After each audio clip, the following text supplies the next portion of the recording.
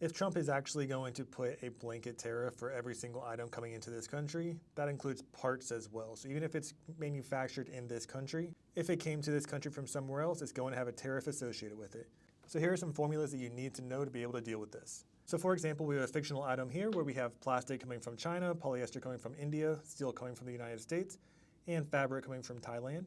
And we have the current cost of $1, 35 cents, 75 cents, $1.50. Then we have all the different tariffs that are associated with the plan that Trump said he would do.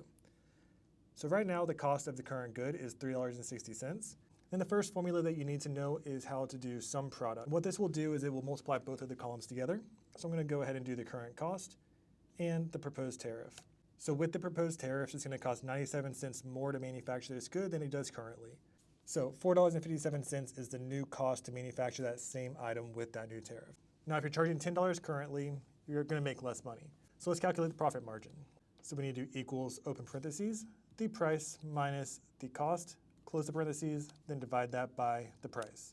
So instead of a 64% profit margin, now we have a 54% profit margin. We also need to calculate the profit, so price minus the cost. And you're making $5.43 per item instead of $6.40. What you do from here is up to you, but that's how you calculate it. I can comment for more.